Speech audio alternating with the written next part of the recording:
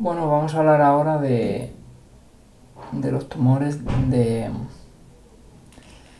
parénquima renal, ¿no? Bueno, vamos a centrarnos primero en los que provienen del epitelio, ¿no?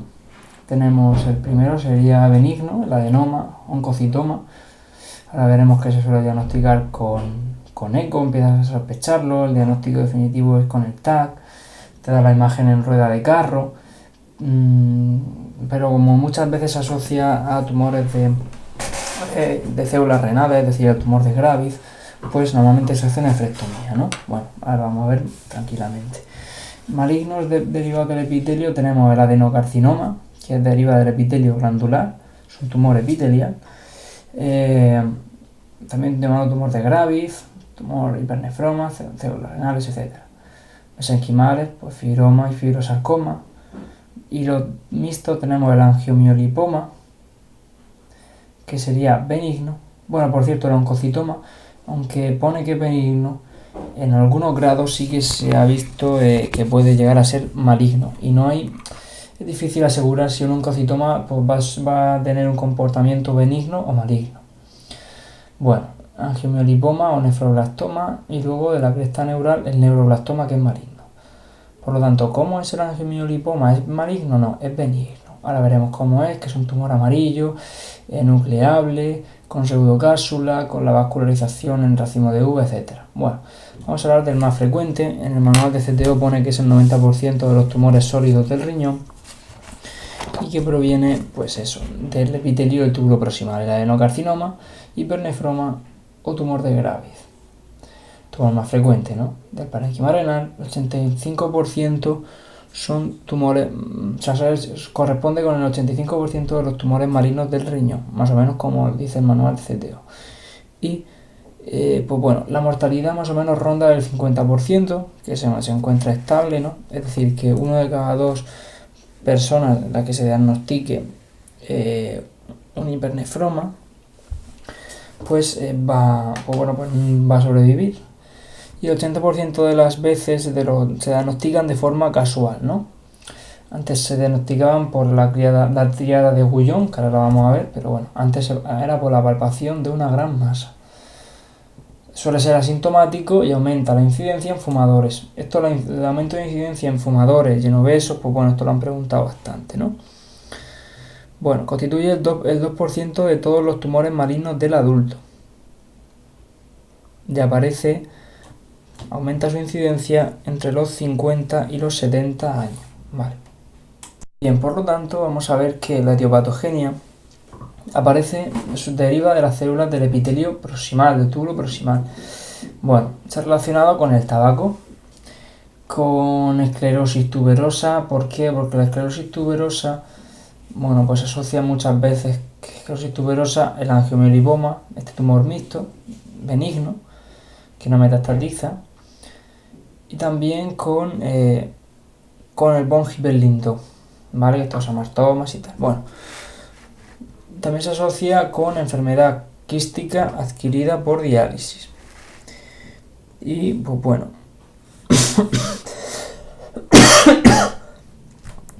también se ha asociado con la comida de características grasas, etc.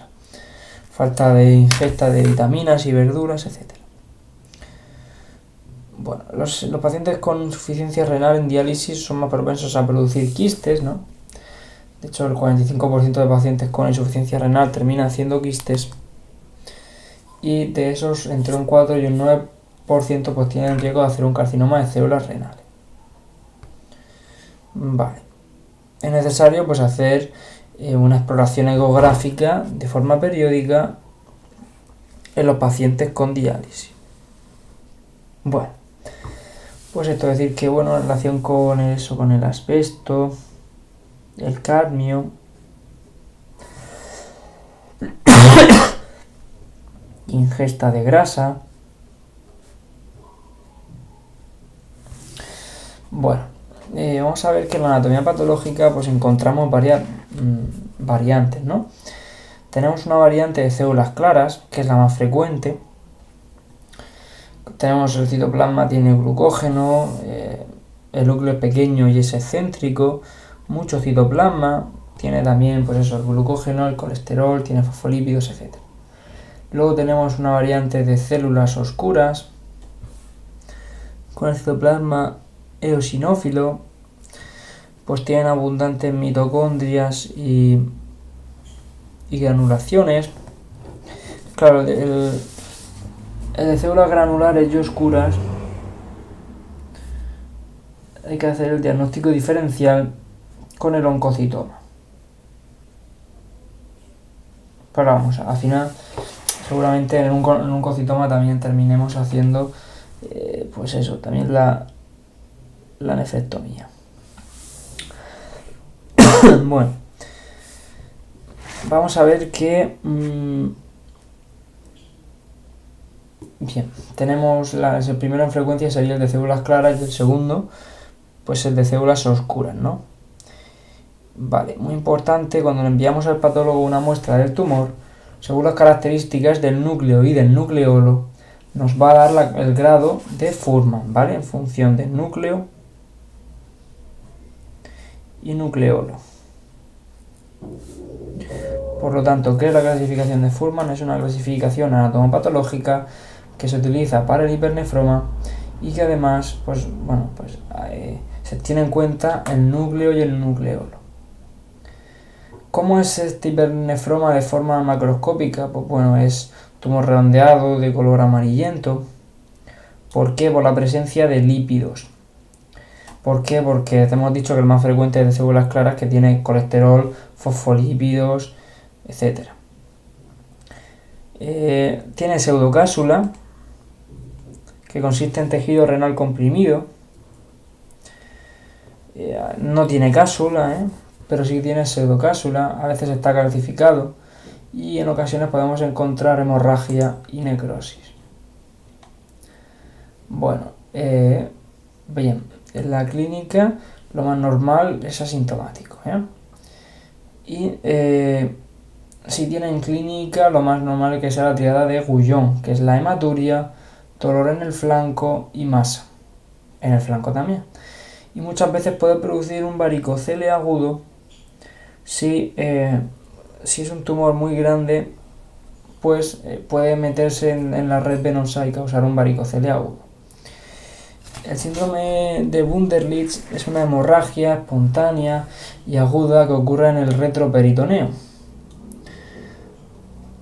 Bueno, que sea hipotensión, palpación de masa y dolor, pues no está muy claro lo del tema de la hipotensión, porque ahora veremos el síndrome de Lenk, que es igual que el síndrome de Wunderlich, es un pequeño hematoma retroperitoneal agudo por rotura de un vaso del tumor, que ocasiona pues eso, dolor en el flanco retroperitoneal y se palpa una masa y pues eso, hipotensión, pues bueno, lo ponemos entre paréntesis.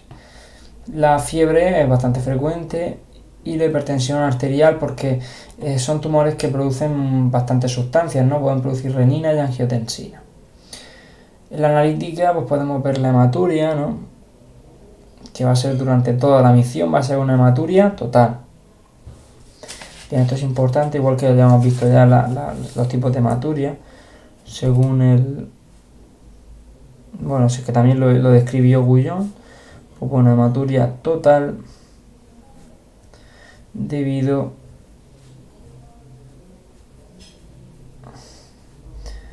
a un problema del riñón nefrológico. Poliglobulia. ¿Por qué? Porque el riñón, al igual que producía angiotensina o renina, pues puede producir EPO. La hipercalcemia es súper importante porque produce una sustancia pre-TH-like, ¿no? Y luego la disfunción hepática si hay metástasis. Y aquí entra un concepto muy importante que en la comisión no aparece, pero en el MIR sí lo han preguntado, y es el síndrome de Stauffer. Y esto quiere decir que encontramos disfunción hepática sin metástasis. Eso sería el síndrome de Stauffer y está asociado a este carcinoma de células renales. Bueno, diseminación y metástasis. Lo normal es que primero se disemine a través de los tejidos de forma circunferencial por vía directa. En segundo lugar, por vía venosa. Por lo tanto, ¿cuál es la vía más importante? La vía directa. En segundo lugar, vía venosa. Tercera vía, vía canalicular. Claro, la vía canalicular pues, puede producir un dolor de tipo cólico. Bien, metástasis. Si no se trata, aparecen metástasis entre un 50 y un 80%. ¿Dónde es más frecuente? En el pulmón. Y después en el hueso. Bien, ¿cómo vamos a verlo? ¿Cómo se diagnostica? Pues bueno, en una RX podemos ver calcificaciones.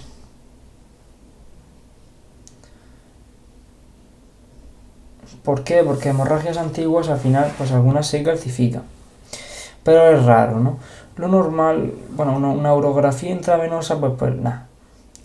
La ecografía, de hecho, toda masa que sea sólida, que se diagnostique por ecografía, pues es un tumor de células, es un carcinoma de células renales, un adenocarcinoma, hasta que no se demuestre lo contrario.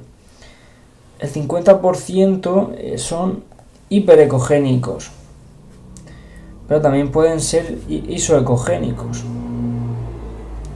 que suelen detectarse si son exofíticos. Bueno, pueden ser complejos, que tienen pues, componentes quísticos, hemorrágicos, necróticos, etc.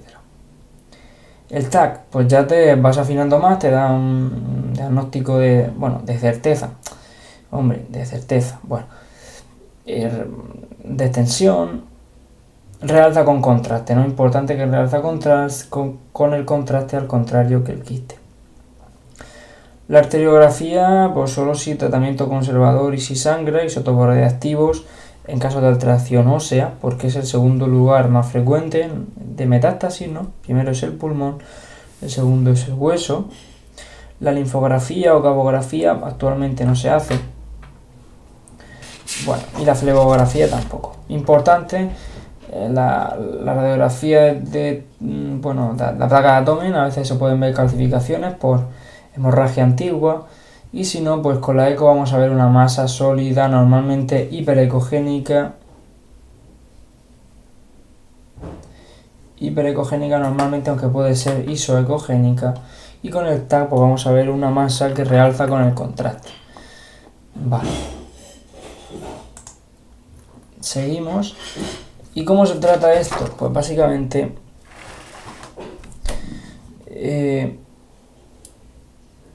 antes de nada tenemos la clasificación TNM de carcinoma de células renales.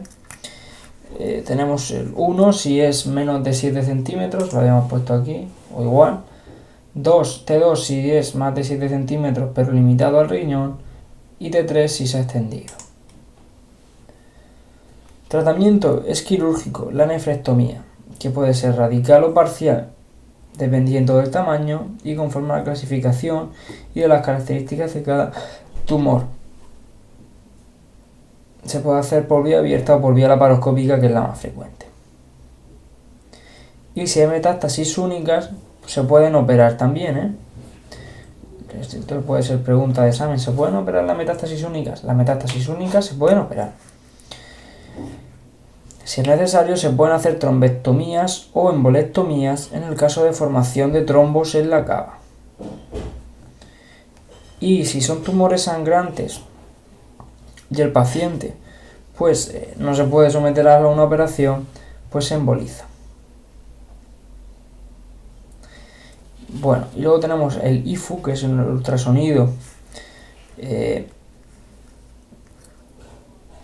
Aquí tenemos ultrasonido, lo focalizado de alta intensidad. Luego tenemos la bioterapia y la radiofrecuencia.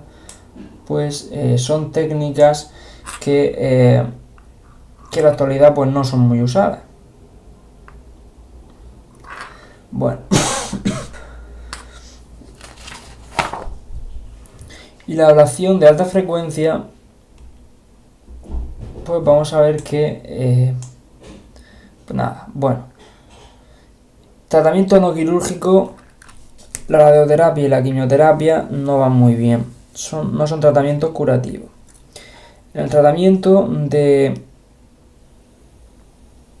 la metástasis se puede utilizar la medroxi hidroprogesterona, pero bueno, que no va muy bien, y los inhibidores de la angiogénesis, pues pues sí que van bien, ¿no? Tenemos de primera línea, se dan a estadios muy avanzados y de forma muy seleccionada porque son muy caros.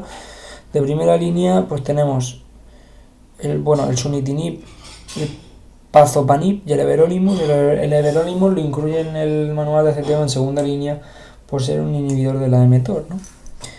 Y el pronóstico, pues bueno, básicamente a los 3 años pues sobrevive el 50%. El oncocitoma ya hemos visto que es un tumor epitelial benigno en estadios bajos, pero puede ser maligno en estadios altos. Bueno, es más frecuente en el hombre, ¿no? Igual que el hombre obeso, fumador, era el carcinoma de célula renal. ¿Y de dónde deriva? Pues deriva de la cresta neural, ¿eh? Te lo pueden preguntar. ¿De dónde deriva el carcinoma de células renales? Del epitelio del túbulo proximal. ¿De dónde deriva el oncocitoma? Deriva de la cresta neural.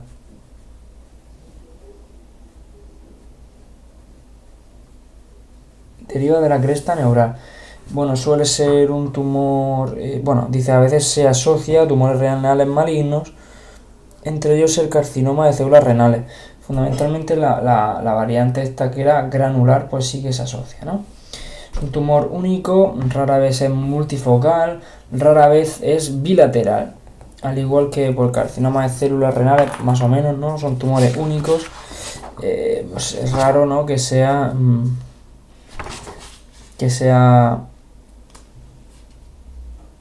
multicéntrico, es que no dice nada. Hombre, pues sí sea, porque pues hemos visto que el carcinoma de células renales se asociaba a la enfermedad quística adquirida en la diálisis, se asocia también al oncocitoma, a la esclerosis tuberosa y al von Hippel-Lindau también, ¿no? Aunque lo más característico de la esclerosis tuberosa es el angiomiolipoma, pero en ocasiones pues puede aparecer un carcinoma de células renales, ¿no? Entonces, vale. Hemos visto que pues eso, el oncocitoma pues suele ser un tumor que es único. Pero al contrario que el angiomiolipoma, pues sí que puede haber varios, ¿no? Suelen ser. Pero bueno, en general, vamos a seguir viendo que macroscópicamente el oncocitoma es un tumor único, regular, que tiene importante la zona cicatricial en el centro, ¿no? No tiene cápsula, sí que tiene una pseudocápsula y no hay necrosis ni hay hemorragia, ¿no? Cosa que se ocurre en el carcinoma de células renales. Bueno, pues entonces recordar lo de la zona cicatricial, recordar de la cresta neural, recordar la rueda de carro, ¿no? Cresta neural, recordar lo de que sí que son únicos, la cicatriz central, etcétera. Bueno, pues eso, que tiene marcada eosinofilia, tiene que hacer diagnóstico diferencial con el carcinoma de células renales de la variante eosinófila. La clínica, pues, triada de Guyon, ¿no? Ya lo hemos visto que es el dolor en el flanco, una masa en el flanco, o abdominal, dolor en el flanco, hematuria y la masa abdominal. Hoy en día es rara la palpación de una masa porque se suelen diagnosticar, gracias a Dios, más precozmente. Hasta el 50% de los casos son asintomáticos y son casos incidentales. Son tumores únicos, el carcinoma de célula renal. Se asocian y se confunden con un carcinoma de células renales eosinófilo. Por esto es porque muchas veces se extirpa el riñón, ¿no? Ahora vamos a ver cómo se diagnostica. Pues muy fácil, en la ecografía vemos una masa sólida homogénea, que a veces en la zona interna aparece un hiperecogénico que se corresponde con la cicatriz central. En el TAC vemos una masa sólida, que el oncocitoma pues tiene una densidad semejante al parénquima renal, y cuando le metes el contraste realza, ¿no? Cosa que no hacen los quistes, cosa sí que hace el carcinoma de células renales. Claro, realza todo, salvo la zona central, ¿no? La zona central es hiperecogénica y no realza. Vale. Bueno, entonces seguimos y vamos a ver que... Pues bueno, vamos a ver que el diagnóstico se hace pues sabiendo que es una masa hiperecogénica central, isoecogénica homogénea periférica, que en el TAC capta con el contraste menos la zona central que tiene una cicatriz, y la arteriografía vemos la rueda de carro característica, ¿no?, de este tumor, que suele ser único, la zona cicatricial central, bueno, marcada eosinofilia, pues que sí, que no solo es que no solo hay que hacer un diagnóstico diferencial con el carcinoma de células renales, la variante eosinófila, sino que muchas veces están asociados, ¿no? Entonces, pues, a lo mejor es parte del mismo proceso, porque este es bueno, no sé si del mismo proceso, no lo sé, porque este deriva de la cresta neural, ¿no? Bueno, vamos a ver que el tratamiento muchas veces se extirpa el riñón porque se asocia con mucha frecuencia con el carcinoma de células renales, entonces pues no se asocian, ¿no? Y tenemos una serie de historias que se hacen en función del grado de Lieber, ¿no?, que condiciona el pronóstico. No es lo mismo que la clasificación de Fuhrman, que evalúa el nucleolo y el núcleo de un carcinoma de células renales, pero sí que es verdad que tumores pequeños se observan, se hace tumorectomía si es pequeño y ya se hace una nefrectomía parcial o radical. Bueno, en fin. El angiomiolipoma vamos a ver que es un tumor benigno, ¿no? Bueno, vamos a ver que es un tumor benigno. Claro, y el oncocitoma, pues bueno, pues eso, normalmente se extirpa el riñón, porque en alto grado pues no se sabe muy bien qué puede hacer, y muchas veces tiene dentro un carcinoma de células renales, entonces pues no hay que jugársela con el oncocitoma, aunque sea benigno hay que tener cuidado. Bueno, benigno, ¿no? Se puede conservar el riñón. Se puede conservar el riñón. Es el 5% de las masas renales, ¿no? Vale, suelen ser múltiples y bilaterales. Múltiples y bilaterales. Al contrario del carcinoma de células renales y el oncocitoma, ¿no?, que sí que guardan relación. Normalmente pues se presentan de forma aislada, ¿no? Son incidentales, el 85% de ellos. Se diagnostican pues en el estudio de otra patología, ¿no? Pero claro, estos pues sí, se diferencian, son muchos, ¿no?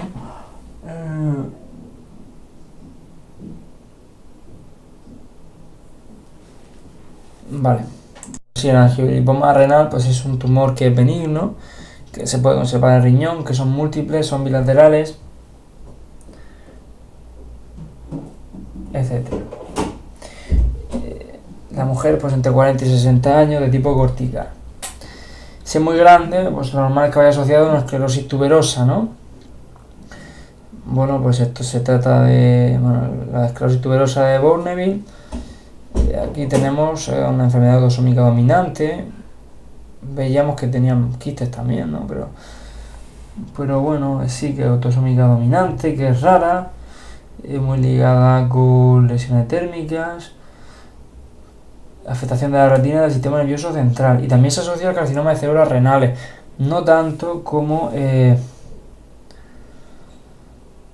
bueno, es una asociación muy rara, ¿no? Por eso se permite dejar el riñón, cosa que no se puede hacer con el oncocitoma. Vale. Entonces, importante, ¿se puede dejar el riñón en un carcinoma de células renales? No, hay que hacer la nefrectomía, normalmente por la paroscopia, y si ya es un tumor que ha dado metástasis más frecuentemente al pulmón o al hueso, pues se puede dar los inhibidores de la proliferación vascular, lo que sea, ¿no? Vale, y el carcinoma de células renales, pues bueno, rarísima asociación, ¿no? Vale, quistes renales, ¿no? También está asociado a quistes renales. Bien, seguimos ya con lo último. Bien, vamos a ir viendo que la histología, pues bueno, es un tumor que no es único, suele ser bilateral, suele ser múltiple, es sólido, redondeado, amarillo y enucleable. Y está formado por tejido mesenquimal, ¿no? Por mesodermo, por vaso, por músculo liso, claro, son angiomiolipomas, vasos que tienen una pared muy engrosada, sin capa elástica, tienen músculo liso y tienen tejido adiposo. Si preguntan, ¿lo más normal es que se asocie a la esclerosis tuberosa? No, lo más normal es que sea incidental, ¿no? Que sea incidental, no tienen amartomas, ¿no? Tienen angiofibromas faciales, adenomas sebáceos, lo que sea, ¿no? Pero bueno, asociación de la retina, sistema nervioso central, etc. En la clínica básicamente distinguimos dos tipos, ¿no? Que sean aislados, que es lo más frecuente, que sean aislados, que no se asocien a esclerosis tuberosa. Y claro, si son pequeños, pues son asintomáticos. La mayoría, si son grandecillos, pues da la tríada de Guyon con la masa abdominal, la hematuria y el dolor en el flanco, ¿no? Afectado.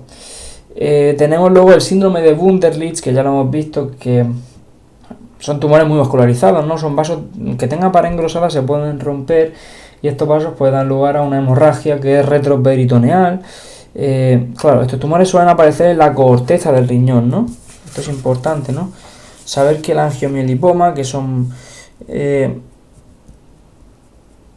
muchos, que son bilaterales, son, pues bueno, que aparecen en la corteza del riñón, que se puede conservar el riñón porque no metastatizan, cosa que, pues hombre, a lo mejor un oncocitoma pues sí que se ha visto que tiene un comportamiento maligno, entonces pues en teoría podrían metastatizar, ¿no?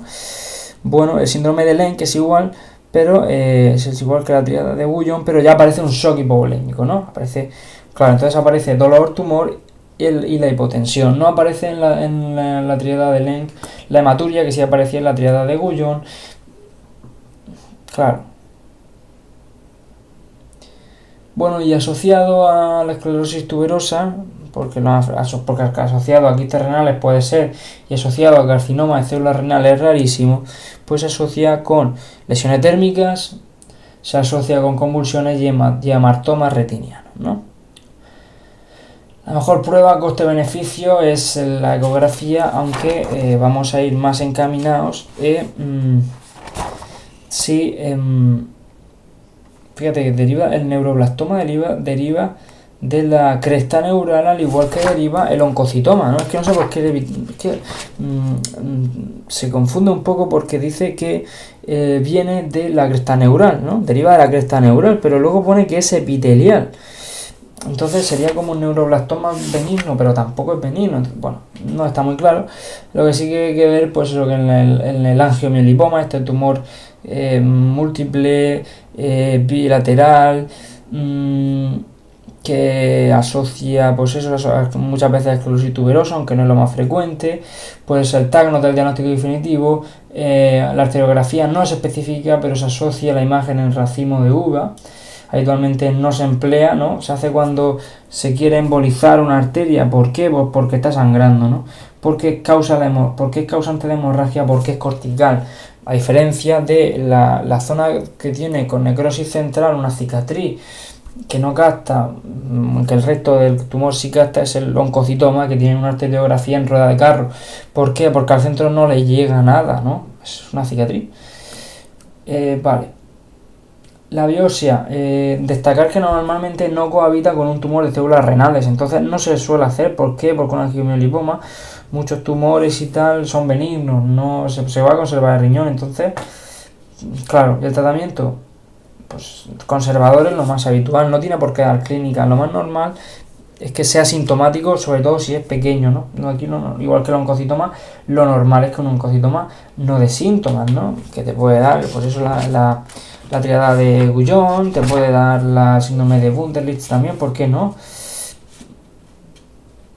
Claro, dice, son benignos y sin metástasis lo grado 1, pero claro, ya grado más graves, pues ya sí que te pueden dar, ¿no? Bueno, muy bien, la enucleación si es de mayor tamaño, y bueno, la nefrectomía parcial o radical, pues prácticamente una anécdota.